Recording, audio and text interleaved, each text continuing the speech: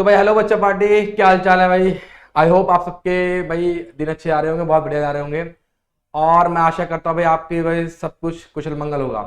तो आज की इस वीडियो के अंदर हम बात करेंगे भाई क्लास 11 की अकाउंटेंसी के बारे में। और क्लास 11 की अकाउंटेंसी के बारे में मैं इसलिए वीडियो को लेके आया हूँ क्योंकि बहुत सारे बच्चों के मन में ये डाउट चल रहा है सर कि कॉमर्स नया है। सर कॉमर्स में हमने आज तक कभी कुछ देखा नहीं है, हमको कभी कुछ पढ़ा नहीं है।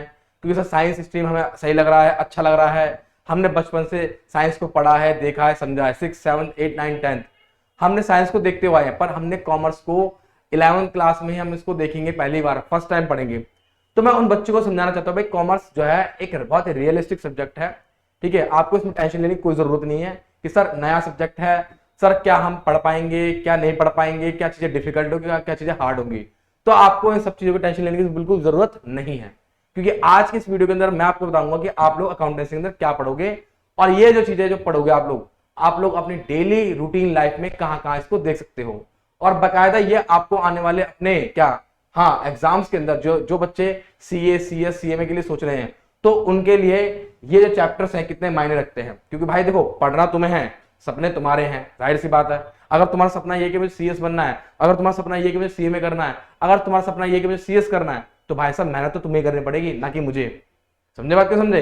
एक टीचर बस मेहनत करके सिर्फ पढ़ा सकता है, लेकिन उस सपने को शिद्दत से पूरा करने के लिए जो मेहनत करनी है भाई साहब वो आपको करनी है। ठीक है, ठीक है, वो तू करेगा मेरे भाई, तू करेगा। तो ध्यान रखिए इस बात को, अपने आप को आज तैयार कर ले कि हाँ मेरे को जी तोड़ मेहनत करके सीएस, ठीक है, सीएमए, जो भी है, जो भी तेरा एक एम है, उस एम को तुझे क्या करना है, अचीव करना है, नहीं है?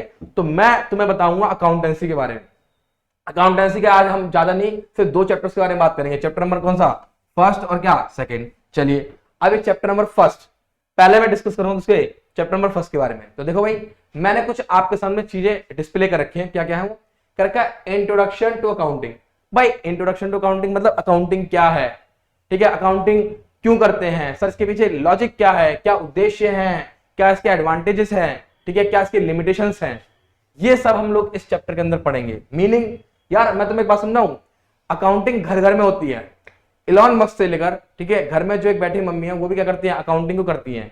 क्योंकि आप लोगों ने कभी इस चीज को नोट नहीं करा, कभी आपने इस चीज को नोटिस नहीं करा कि आपकी जो मम्मी अपने डायरी के अंदर जो खर्चा लिख रही है, एक्सपेंस लिख रही हैं, या फिर इनकम लिख रही हैं, जो तुम्हारी ट्यूशन की फीस जा रही है उसको लिख रही हैं, ठीक है, पेमेंट कर रही हैं, ये सब क्या कहीं ना कहीं अकाउंटिंग का क्या एक हिस्सा है।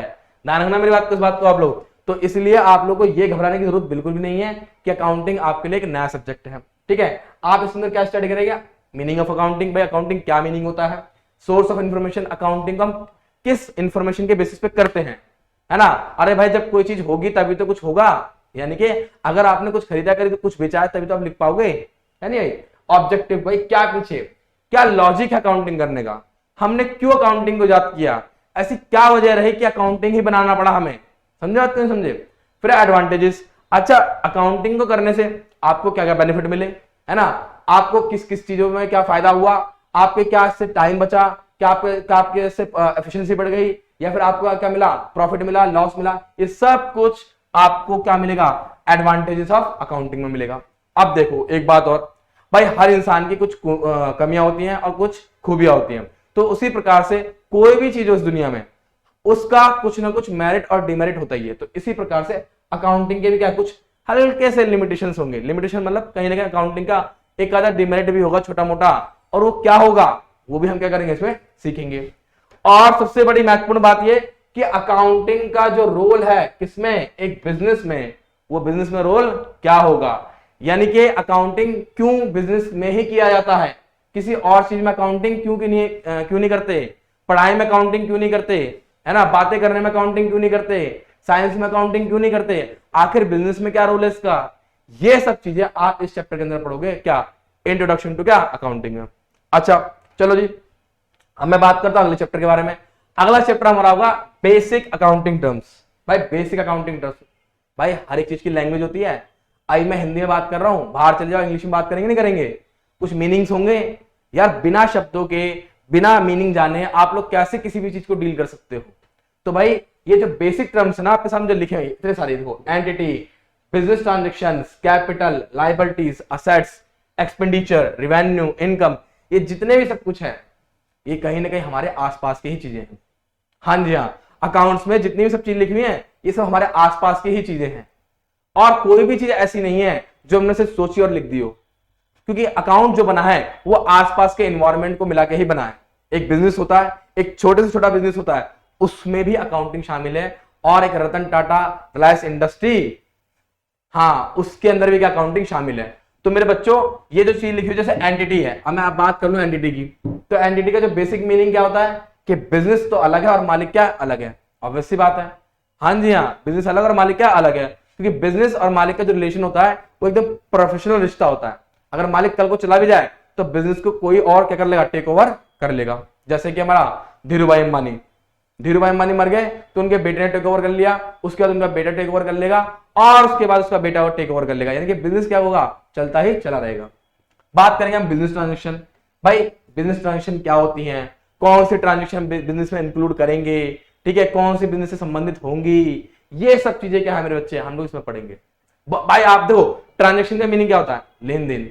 तो ऐसी बहुत सारी चीजें हमारे पास है जो हम लेन देन के रूप में यूज करते हैं, लेकिन केवल और केवल कुछ सटीक चीजें होंगी जो हम बिजनेस के पर्पज से यूज करेंगे। तो भाई घबराने वाली कोई चीज नहीं है कि हाँ सर नया सब्जेक्ट है, हम नहीं पढ़ पाएंगे, हम नहीं सीख पाएंगे। अरे यार बहुत सिंपल है, बहुत सरल है। बस आपको अकाउंट को समझना पड़ेगा कि हमारे आसपास में अकाउंटिंग कहाँ कहाँ छुपी हुई है। घर से लेके एक मोमोज वाले से लेके चाय वाले से लेके एक रेस्टोरेंट से लेके एक कोचिंग सेंटर तक क्या है, अकाउंटिंग कहीं ना कहीं यूज है। आ जाओ मेरे बच्चे, देख सर कैपिटल क्या रहेगी, ड्राइंग्स क्या होंगी, लाइबिलिटीज क्या है ना। मालिक ने पैसा लगाया उसको हम कैपिटल कहते हैं, मालिक ने पैसा निकाल लिया उसको हम ड्राइंग्स कहते हैं। लाइबिलिटीज का मतलब क्या हो गया, उधारी हो गई। भाई करंट है, नॉन करंट है, मतलब लंबे समय की है, कुछ छोटे समय की है। होता नहीं होता, जैसे हम लोग अपने दोस्त उधार ले लेते हैं कि चल यार आज पैसे दे दे, 2 दिन बाद तुझे दे दूंगा, तो क्या होगा, छोटे समय की हो गई। आज मैंने लोन ले लिया, 10 साल के बाद दूंगा, ये क्या हो गया, लंबे समय की हो गई। बस यही तो है। अरे ये तो है यार, करंट और नॉन करंट क्या हो गया, ये तो है सिंपल सी बात।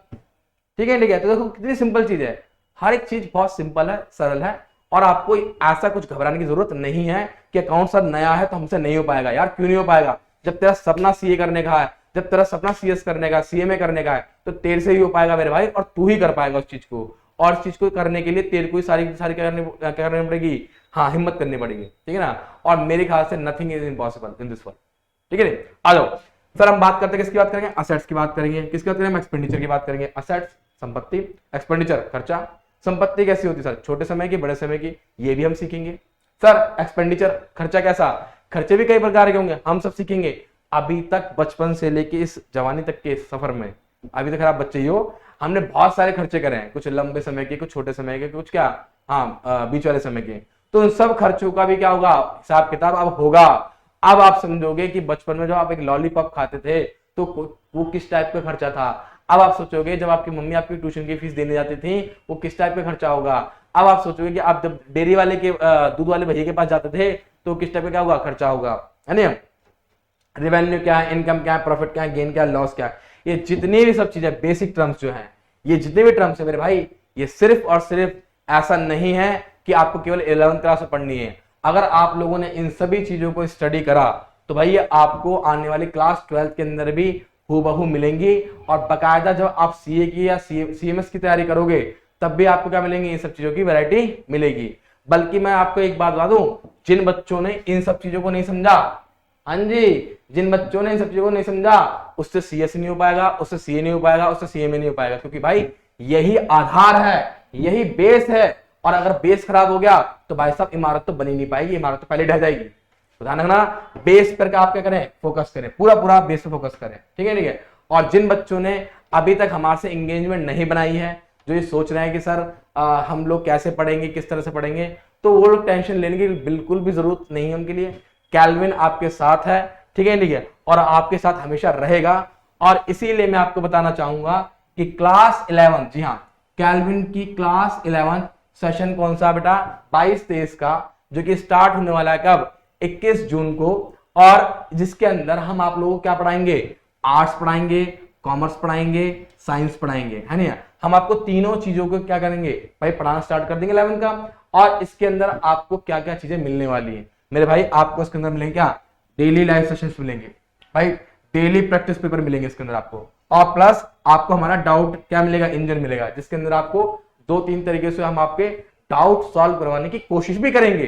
तो ऐसा नहीं है कि सिर्फ हमने पढ़ा दिया और आपको छोड़ दिया, हम आपके साथ हमेशा रहेंगे, इस बात से आप बिल्कुल भी कह रहे हैं, हाँ टेंशन ना लें। अच्छा, आपके दिमाग में एक बात हो रही है क्या कि सर क्लास 11th का है, मैं आर्ट्स लूंगा, कॉमर्स लूंगा, साइंस लूंगा, सर ये तो मैं रिजल्ट के बाद डिसाइड करूंगा। कोई बात नहीं, आप रिजल्ट के बाद डिसाइड कर लेना। लेकिन आपके दिमाग में एक क्वेश्चन और आएगा, पूछो क्या कि सर इसका क्या होगा, प्राइस क्या होगा। तो भाई घबराने वाली बात नहीं है बिल्कुल भी, बहुत सिंपल प्राइस है। इसका प्राइस 3 से लेके 4,000 के बीच में रखा गया है। और इसकी जो ये 3 से लेके 4,000 की जो कॉस्ट है बेटा, ये पूरे कंप्लीट ईयर की कॉस्ट है। जी हाँ, कहीं बच्चों के दिमाग में ये ना आ जाए कि सर ये 3 से 4,000 रुपए पर मंथ देना पड़ेगा। अरे पर मंथ नहीं देना, पूरे साल की कॉस्ट है, डेट स्कूल का कंप्लीट ईयर क्या कॉस्ट। ठीक है, ठीक है, इस बात को आप लोग नोट डाउन कर लो।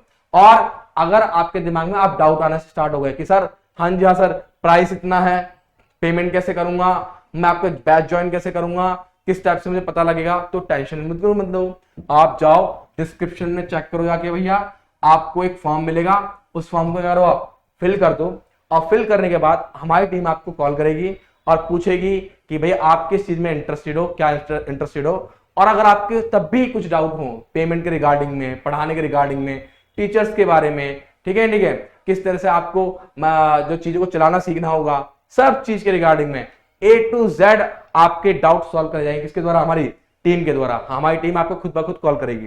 तो जिन जिन बच्चों को आज ही अभी हमारे साथ ज्वाइन करना है तो भाई फटाफट से जाओ कैल्विन लाइव ऐप पर भाई बैचेस को परचेस कर लो। जिसको आर्ट्स लेनी है आर्ट्स ले, कॉमर्स लेनी है कॉमर्स ले, साइंस लेनी है साइंस ले। और अगर किसी को अभी भी डाउट आ रहा है भाई फॉर्म को फिल करें, हमारी टीम आपको कॉल करके सब कुछ समझा देगी।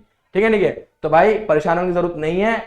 बहुत जल्द हम मिलेंगे 21 तारीख से, और इसके अंदर हम लोग सीखेंगे भैया कि किस प्रकार से अकाउंटिंग के 11th के जो बेसिक्स हैं वो CA, CMA या फिर क्या CS के अंदर आपके काम आने वाले।